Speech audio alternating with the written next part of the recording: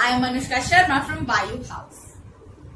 A young girl at the age of 18 gets married, sacrificing her goals, her dreams to prove her obedience to her parents. It was not a successful marriage, but she never complained. 2 years into the marriage, and she meets an accident that leaves her half paralyzed. Life of most of the people at that stage, but not for her. She became a painter, she became a social worker, she became a TV anchor person. She is the Iron Lady of Pakistan, Muniba Mazari. I quote, I believe in the power of words. Words can make you, break you, they can heal your soul, they can damage you forever. So, I always try to use positive words in my life wherever I go. They call it adversity, I call it opportunity. They call it weakness, I call it strength. They call me disabled, I call myself differently able. They see my disability, I see my ability. There are some incidents that have happened in your life. And those incidents are so strong that they change your DNA. They deform your body, but they transform your soul. Those incidents break you, deform you, but they mold you into the best version of you. And the same thing happened to me.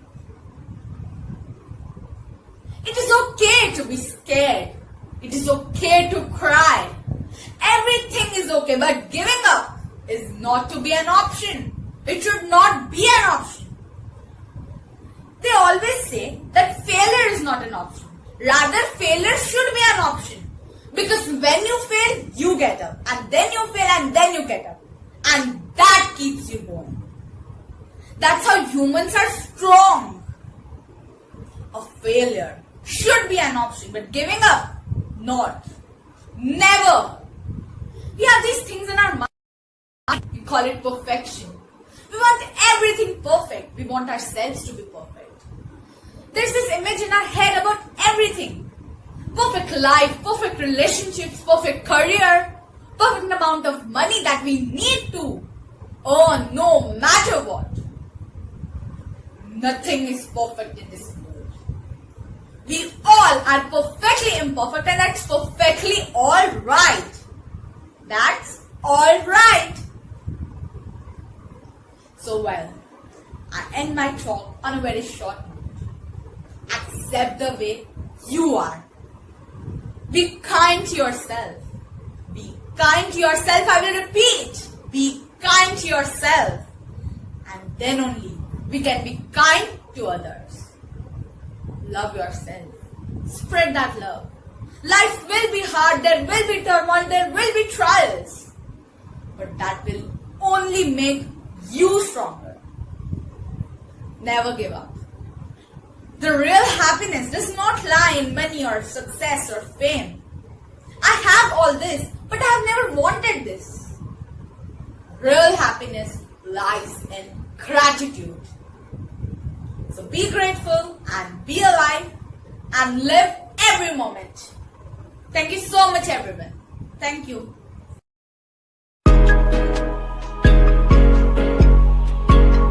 I, Mihika Khadloya, am privileged to be declaiming a short part of her truly inspiring speech. I am a product of opportunity. This speech was given by her on the 8th of December 2010 on 10th Women, Washington, D.C., USA. I quote, I am a product of this visionary mother and father. Many years ago, when I was born in the 50s, but 50s and 60s didn't belong to girls in India. They belonged to boys who would join business or inherit business from parents. And girls would be dolled up to get married. My family in my city and almost in the country was unique. We were 4 girls and no boys. My father defied his own grandfather, almost to the point of disinheritance, because he decided to educate all 4 of us. He sent us to one of the best schools in the city and gave us the best education possible. And my father used to say at that time, I am going to spread all my 4 daughters in 4 corners of the world. Well, I'm the only one who's in India. One's a British, another's an American, and third's a Canadian.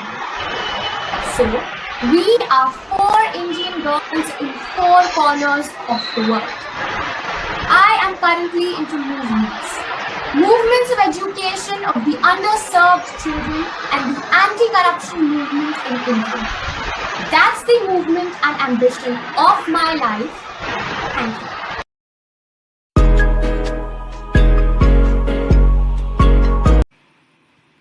Good morning, one and all present here. My name is Tanishka Mehta, and today I will be delivering a speech by Pandit Jawaharlal Nehru, who was an independence activist and the first Prime Minister of India. This speech was delivered on 15th August 1947. I quote, "Long years ago, we made a tryst with destiny, and now the time comes when we shall redeem our pledge, not wholly or in full measure, but very substantially. At the stroke of the midnight hour, when the world sleeps, India will awake to life and freedom. A moment comes, which comes but rarely in history, when the soul of a nation long suppressed finds utterance. When we step out from the old to the new, and when an age ends. It is fitting that at this solemn moment we take the pledge of dedication to the service of India and her people and to the still larger cause of humanity. Freedom and power bring responsibility. The responsibility rests upon this assembly, a sovereign body representing the sovereign people of India. Before the birth of freedom, we have endured all the pains of labor, and those pains continue to have a heavy memory of sorrow in our heart. Some of those pains continue even now. Nevertheless, the past is over and it is the future that beckons us now. And so we have to labor and to work hard to give reality to our dreams.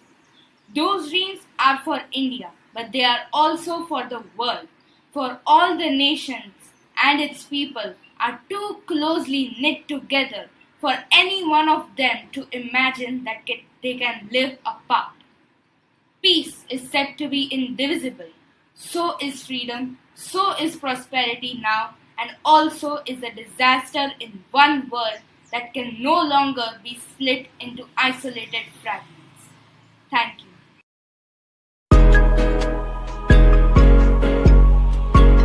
Hello everyone, today I, Riza Hussain, will be giving a speech by author J.K. Rowling which was delivered at Harvard University in 2008.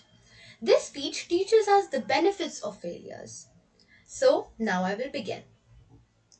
Half of my lifetime ago, I was striking an uneasy balance between the ambition I had for myself and what my close ones expected of me. My parents, who came from impoverished backgrounds, took the view that my overactive imagination about writing would never pay any mortgage or secure any pension. Thus, a compromise was reached that in retrospect satisfied nobody, and so I went to study modern languages. In spite of a distinct lack of motivation at university, I had a lack for passing examinations. But I always took it as a measure of success in my life. Talent and motivation never inoculated anyone against the caprice of the fates.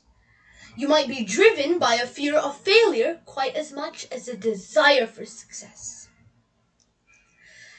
7 years after my graduation day, I had failed on an epic scale.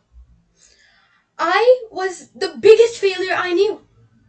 From then on, I understood my mistakes, and soon enough, the rock bottom on which I stood, yes, that rock bottom on which I stood, became the foundation in which I rebuilt my life. It is impossible to live without failing unless you live so cautiously that you might as well not have lived at all, in which case you fail by default. As is a tale, so is life. Not how long it is, but how good it is what matters. Thank you.